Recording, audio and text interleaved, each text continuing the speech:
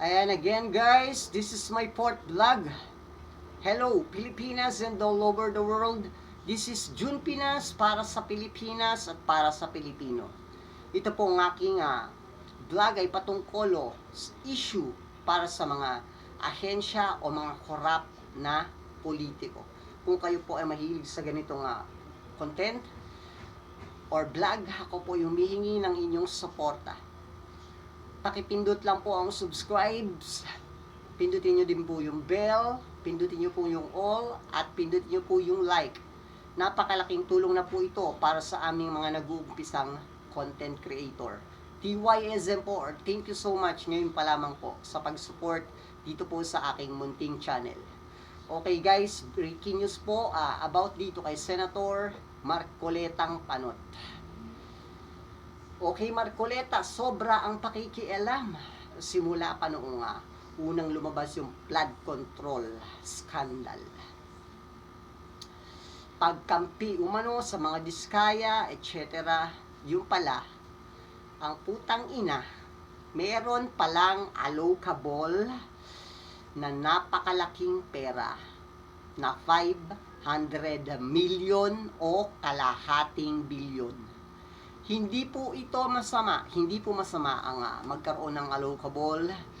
Ang issue lamang po dito kung saan niya dinala ang napakalaking halaga nito o anong project ang pinagdalahan mo sa napakalaking amount na allocables mo. Noong una, wala kang binabanggit about dito. Hindi mo isinisingit or hindi mo ipinapaalam nung pumutok yung flood control scandal. Yung pala, isa ka pala sa napakalaking nagkaroon ng allocable project. Pakinggan po natin itong breaking news about kay Marcoleta. May alam pa bang umano si Senator Rodante Marcoleta na aabot sa 500 milyong piso. Base po yan sa impormasyong nakuha ni Senate Blue Ribbon Committee Chairman Ping Lacson. Saksi, si Mav Gonzalez. Sinabi ngayon ng chairman ng Senate Blue Ribbon Committee na si Senator Ping Lacson, nakakuha sila ng impormasyon na mayroong allocable si Senator Rodante Marcoleta na umaabot sa 500 million pesos umano. Ang allocables ay bahagi ng budget ng Department of Public Works and Highways para sa mga piling distrito ng mga kongresista na sinasabing ginamit para sa mga maanomalya o ghost projects umano. Ang basihan daw ni Lacson ay dokumento galing sa abogado ni Yumaong DPWH Undersecretary Maria Catalina Cabral na dati nang humarap sa komite kaugnay ng maanomalya. Ito po allocables na nalaman ni Senator Ping Lacson ay mismo galing sa sulat kamay ni Namayapang Cabral. Yung umanong flood control projects. Meron pa nga doon na sulat kamay ni dating o delayed Jose Cabral na nag-allocate talaga siya based sa request ng allocables. Nakapag-allocate siya ng 500 million pesos na mga projects kay Senator Marcoleta. Mismo kay Senator Marcoleta. Oh, hindi kasama yon sa hawak ng ombudsman. So ipapadala namin yun. So for the galing mismo yon sa kampo o sa abogado ni dating Jose Cabral. Paglilinaw ni Lacson, hindi naman iligal ang mga allocable. Pero tingin niya, hindi ito tama para sa isang mambabatas. Hindi ba naman aniya kasama sa ire-rekomendang investigahan ng ombudsman si Marcoleta? Yari ka ngayon, panutya! Sa ngayon hindi kasi pero kung yun nga merong ghost tapos ma-attribute sa kanila kung magkakaroon ng ghost o substandard, it should be treated in the same manner na traffic lang sila. Dagdag ni Lacson, may kwento ang ilang kongresista na nagkaroon umano ng pukulan nang dumaan sa commission on appointment si dating DPWH Secretary Manny Bonoan. Bagaman hindi siya pinangalanan ni Lacson, si Marcoleta ang chairman ng Public Works Committee ng CA noon. Actually 1.5 billion daw yung hinihingi. 500 lang yung binigay. Tapos nakangangay yung ibang kasama sa CA kasi wala naman nakuha. Merong unwritten. Obviously, napagbigyan, care of na eh. Ngayon, yung projects na yun, may listahan. Gusto naming malaman. Sir Senator, Sen Congressman po. Yeah. Oh, marami.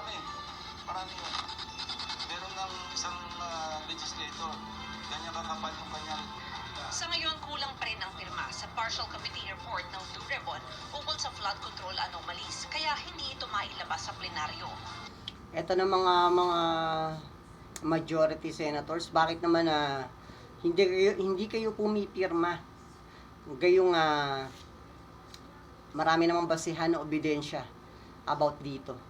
Sana naman luminaw po yung isip nyo at wag lang po yung pagkakaibigan o pagsasamahan ng ipairal ninyo, kundi dapat po para sa Pilipino.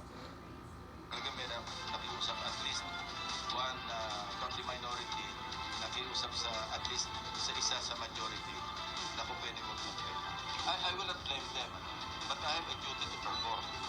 Kasi kung puro pakikisama na lang all the way, huwag na lang tayo mag-ilit. Diba? Maintindihan ko naman where they're coming from. Yung iba, parang bunus-tili na babate, yung iba hindi ako pinakausap. Sa report, kasama ang pangalan ng mga senador na sina Cheese Escudero, Joel Villanueva at Jinggoy Estrada na inirekomendang imbestigahan ng Office of the Ombudsman. Hinikayat ni Lacson ng tatlo na pumirma sa partial committee report para matalakay na ito sa plenaryo at magkaroon sila ng pagkakataong magpaliwanag. Kung umabot kami sa interpellation, sa amendment, at makatwiran yung kanilang amendment, natanggalin mo yung pangalan ko dyan, dahil hindi totoo yan, ito yung aking depensa, at nanalo sa botohan, halimbawa, or nakonvince ako as chairman, sponsor, sabi ko, accepted. O di tanggal yung pangalan yan sa final, sa adopted committee report. Hinihinga namin ng panibagong reaksyon ang mga nabanggit, pero dati na nilang itinangging may kinalaman sila sa anomalya. Ako si Mav Gonzalez, ang inyong saksi. Yan guys, paki-comment na lang po ang inyong mga komento tungkol dito sa lumabas na breaking news about kay Marcoleta. Maraming salamat po sa inyong pag-suporta sa aking munting channel. Naway bigyan niyo po ako ng pagkakataon na lumago po itong aking kakaumpis na palang pong channel. Maraming salamat po. God bless po sa inyong lahat.